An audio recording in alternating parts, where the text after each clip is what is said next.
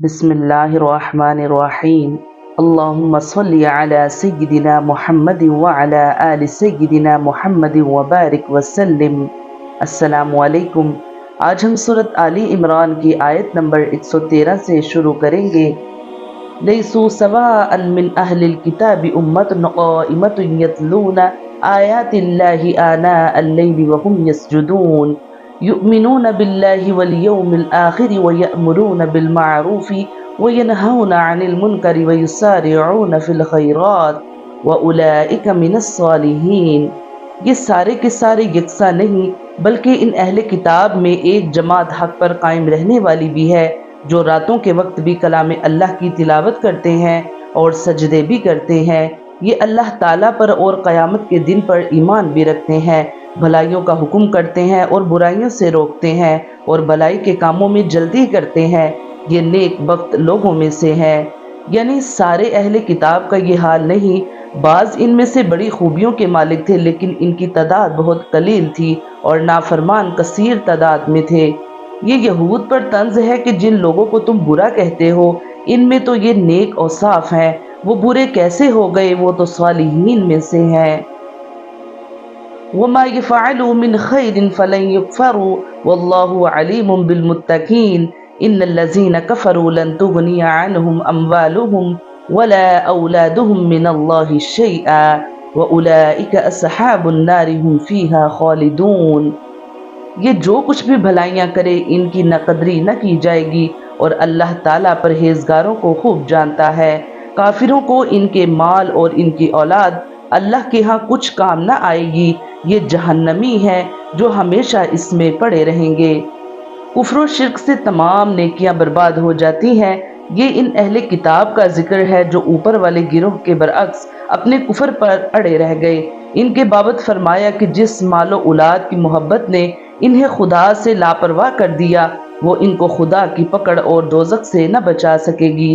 یہ لوگ دوزخ میں پڑے رہیں گے اور اس سے کبھی نکل نہ سکیں گے۔ مثل ما ينفقون في هذه الحياة الدنيا كمثل ريح فيها سر أصابت حرث قوم ظلموا أنفسهم فأهلكته وما ظلمهم الله ولكن أنفسهم يظلمون يا أيها الذين آمنوا لا تتخذوا بطانة من دونكم لا يألونكم خبلا ودوا ما عنتم قد بدت البغضاء من أفواههم وما تخفي صدورهم أكبر قد بین لکم الآیات ان کنتم تعقلون۔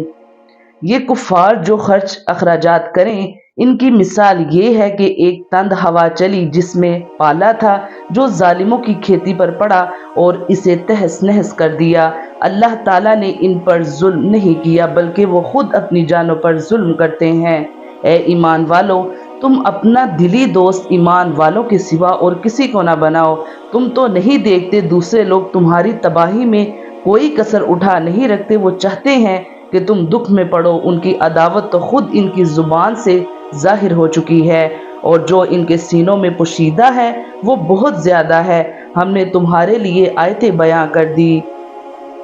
کافر لوگ جو کچھ خیرات کرتے ہیں اللہ تعالیٰ اس کا صلہ انہیں دنیا میں ہی دے دیتے ہیں۔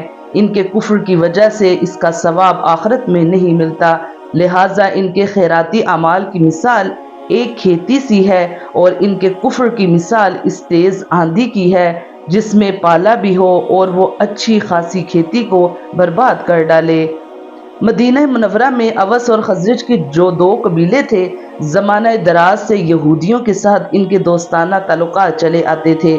جب اوس اور خزرج کے لوگ مسلمان ہوئے تو وہ ان یہودیوں کے ساتھ اپنی دوستی نبھاتے رہے، مگر یہودیوں کا حال یہ تھا کہ ظاہر میں تو وہ بھی دوستانہ انداز میں ملتے تھے اور ان میں سے کچھ لوگ یہ بھی ظاہر کرتے تھے کہ وہ بھی مسلمان ہو گئے ہیں، لیکن ان کے دل میں مسلمانوں کے خلاف بغض بھرا ہوا تھا۔ کبھی ایسا بھی ہوتا کہ مسلمان ان کی دوستی پر بھروسہ کرتے ہوئے سادہ لوہی میں انہیں مسلمانوں کی کوئی راز کی بات بتا دیتے۔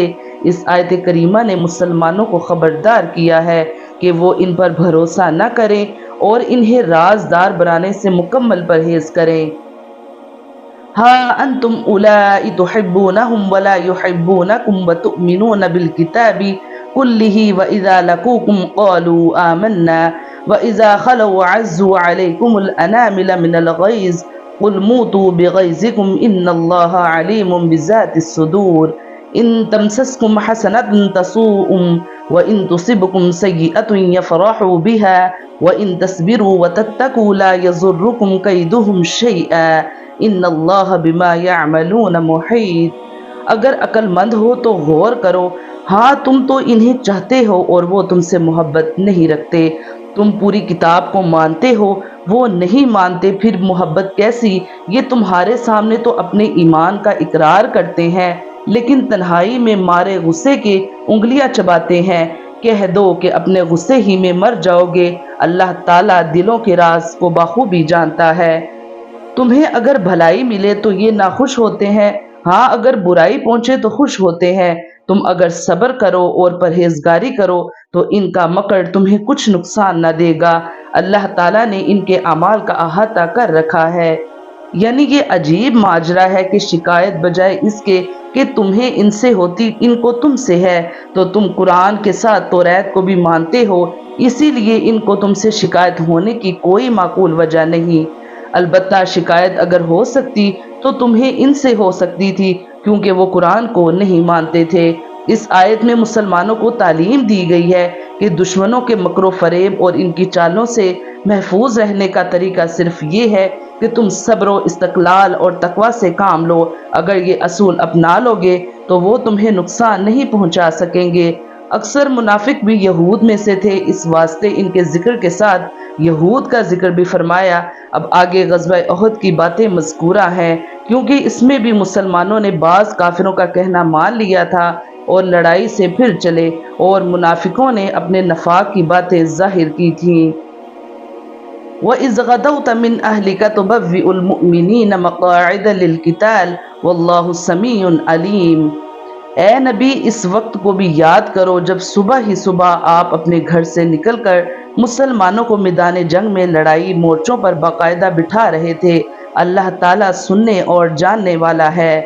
جنگ احد میں 3000 کفار کا ایک لشکر مدینہ منورہ پر حملہ آور ہوا تھا۔ حضرت صلی اللہ علیہ وآلہ وسلم ان کے مقابلے کے لیے احد پہاڑ کے دامن میں تشریف لے گئے تھے جہاں یہ جنگ لڑی گئی۔ آنے والی آیات میں اس کے متعدد واقعات کی طرف اشارہ کیا گیا ہے۔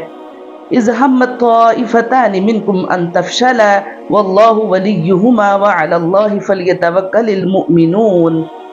جب تمہاری دو جماعتیں پست ہمتی کا ارادہ کر چکی تھی، اللہ تعالیٰ ان کا ولی اور مددگار ہے، اور اسی کی پاک ذات پر مومنوں کو بھروسہ رکھنا چاہیے۔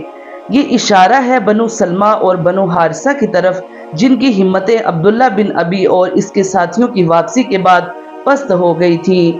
اللہ تعالیٰ ہمیں قرآن پاک پڑھنے کی، اس کو سمجھنے کی اور اس پر عمل کرنے کی توفیق عطا فرمائے، آمین یا رب العالمین۔